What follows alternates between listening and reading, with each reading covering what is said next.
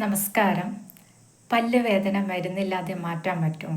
എനിക്കുണ്ടായൊരു സംശയമായിരുന്നു അത്. ഞാൻ അക്യുപഞ്ചറിൽ പോയത് 2022-ലാണ്.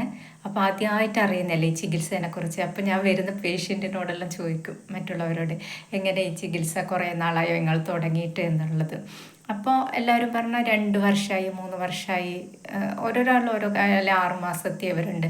അപ്പോൾ അതെനിക്ക് ഒരു അത്ഭുതമായിരുന്നു. മരുന്നില്ലാണ്ട് എങ്ങനെ രോഗങ്ങൾ മാറുന്ന, എല്ലാത്തിനും ഇതിന് ചികിത്സയുണ്ടോ ഒന്നും അറിയുന്നില്ലല്ലോ. ട്രീറ്റ്മെൻറ്റ് ചെയ്ത് ഭയങ്കര റിസൾട്ട് കിട്ടിയപ്പോൾ ഞാൻ വിചാരിച്ച് വരുന്ന ആളോടെല്ലാം ചോദിക്കാമെന്ന്. അങ്ങനെ ഇതിൻ്റെ ഭാഗമായിട്ട് ഞാൻ 2 അക്യുപഞ്ചർ ക്ലിനിക്കിൽ പോയിട്ടുണ്ടായിരുന്നു. ഒന്ന് 1 വർഷമെല്ലാം കഴിഞ്ഞപ്പോൾ വേറൊരു അക്യുപഞ്ചർ ക്ലിനിക്ക് പോയപ്പോൾ ഞാൻ അവിടുന്ന് ഇങ്ങനെ ഒരു പേഷ്യൻറ്റിനോട് ചോദിച്ചപ്പോൾ അവർ പറഞ്ഞത് പല്ല് വേദന വരുമ്പോൾ ഡോക്ടറെ അടുക്ക പോകും, പക്ഷെ ബാക്കി എല്ലാ കാര്യത്തിനും അക്യുപഞ്ചർ ചികിത്സയാണെന്ന്. അപ്പോൾ അതെനിക്കൊരു ഇതായി, അതെന്തുകൊണ്ട് അങ്ങനെ പറഞ്ഞു എന്നുള്ളത് എനിക്ക് ഭയങ്കര ഒരു എന്നെ ഇങ്ങനെ ചിന്തിപ്പിച്ചു. അങ്ങനെ ഞാൻ പിന്നെ അതിലേക്ക് പഠിക്കാൻ വേണ്ടിയിട്ട് പഠിക്കാൻ വേണ്ടി ചേർന്നപ്പോഴാണ് അറിയുന്നത് എല്ലാത്തിനും ഇതിൽ ചികിത്സയുണ്ട്. അപ്പോൾ അങ്ങനെ പല്ലുവേദന അങ്ങനെ വേറെ വേറെ ഇല്ല എന്നുള്ളത്. അങ്ങനെ എനിക്ക് അനുഭവം ഉണ്ടായതെന്ന് വെച്ച് കഴിഞ്ഞാൽ എൻ്റെ അമ്മക്ക് പല്ലുവേദന വന്നു ഒരു 6 മാസം മുന്നേ. പല്ലുവേദന കലശലായിട്ട് വന്നു, പനിയായി, മുഖമൊക്കെ വീങ്ങി. പക്ഷെ അമ്മ എന്ത് ചെയ്യും, ഈ വേദന ഉണ്ടെങ്കിൽ എന്നോട് പറയാറില്ല.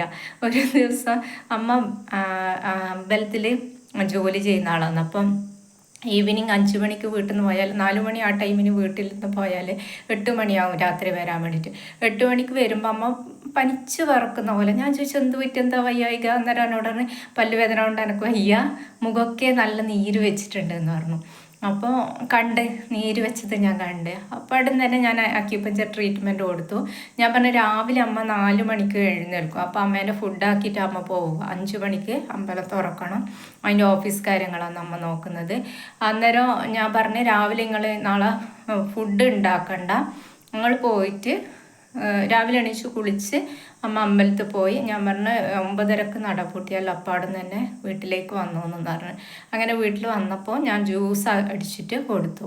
അങ്ങനെ പിന്നെ എന്ത് ചെയ്തു, ഉച്ചക്ക് ഞാൻ പുറത്ത് പോയിട്ട് കരിക്കിൻ്റെ ജ്യൂസ് വാങ്ങിക്കൊണ്ടുവന്നിട്ട് അതായിരുന്നു അമ്മേൻ്റെ ഫുഡ്.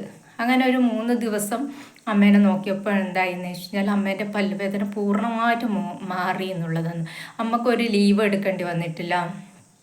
കാരണം ഈ ജോലിയാകുമ്പം മോർണിംഗ് എല്ലാവർക്കും എഴുന്നേൽക്കാൻ വേണ്ടിയിട്ടുള്ള ബുദ്ധിമുട്ട്. നമുക്ക് അത് ഇഷ്ടപ്പെട്ട മേഖലയായതുകൊണ്ട് രാവിലെ എണീച്ച് കുളിക്കുന്നതിനോ പോകുന്നതിനോ ഒരു പ്രശ്നവുമില്ല. പക്ഷെ പല ആളോട് ചോദിച്ചു കഴിഞ്ഞാൽ ഒന്ന് പകരം നിൽക്കാൻ ചോദിച്ചു കഴിഞ്ഞാൽ നമുക്ക് അപ്പോഴും ആളെ കിട്ടാത്തൊരു കാരണം ഉണ്ടായിരുന്നു. അപ്പോൾ അതിന് വേണ്ടിയിട്ട് ഏറ്റവും നല്ലൊരു ചികിത്സയായിട്ട് എനിക്കത് തോന്നി. കാരണം അമ്മ പല്ലിൻ്റെ ഡോക്ടറെ അടുക്ക പോയതാണെങ്കിൽ തീർച്ചയായിട്ടും പഴുപ്പിന് മരുന്ന് കൊടുത്ത് അല്ലെങ്കിൽ അത് 2 ദിവസം കഴിഞ്ഞ് കീറിയെടുത്ത് ആ പല്ലിൻ്റെ കുറേ റെസ്റ്റ് വേണ്ടി വരും. അമ്മക്ക് കുളിക്കാൻ പറ്റില്ല. അപ്പോൾ അത് തീർച്ചയായിട്ടും അമ്പലത്തിൽ പോകാൻ പറ്റില്ല. അമ്മേൻ്റെ ജോലിയൊന്നും ബാധിക്കാണ്ട് അമ്മക്ക് ആ പകൽ മുഴുവനുള്ള റെസ്റ്റും ആ ഫുഡിൻ്റെ ഒരു കൺട്രോളും കൊണ്ട് തന്നെ പല്ലുവേദന മാറിക്കിട്ടി. എനിക്ക് ഭയങ്കര അത്ഭുതം തോന്നി.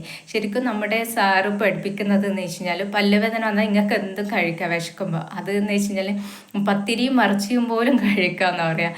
അതെങ്ങനെയാണെന്ന് വെച്ചാൽ പല്ലിനെ കൊണ്ട് ചവക്കാൻ പാടില്ല, മിക്സിയിൽ നിന്ന് ജ്യൂസ് അടിച്ചിട്ട് വേണം നമുക്കിഷ്ടപ്പെട്ടുള്ള സാധനം കഴിക്കാൻ വേണ്ടിയിട്ട്. ഇപ്പോൾ കഞ്ഞി നന്നായിട്ട് ജ്യൂസ് അടിച്ച് ചവച്ചരക്കുന്ന പരിപാടിയില്ല. ആ പല്ലിന് ആ ഭാഗത്ത് ഒരു ഭാഗത്ത് വന്നു കഴിഞ്ഞാൽ എല്ലാവരും ചെയ്യാന്ന് വെച്ചാൽ ഇപ്പുറത്തെ ഭാഗത്തിനെ കൊണ്ട് ചവച്ച് കഴിക്കും. പക്ഷെ അതിന് പകരം ജ്യൂസ് രൂപത്തിലായിട്ട് നിങ്ങൾക്ക് വെന്ത സാധനമായിക്കോട്ടെ വേവിക്കാത്ത സാധനമായിക്കോട്ടെ, ഏറ്റവും നല്ലത് ഞാൻ പറയാന്ന് വെച്ച് കഴിഞ്ഞാൽ വേവിക്കാത്ത സാധനം കഴിച്ചു കഴിഞ്ഞാൽ പെട്ടെന്ന് ആ ഒരു രോഗാവസ്ഥ മാറും, പെട്ടെന്ന് ഹീലാവും.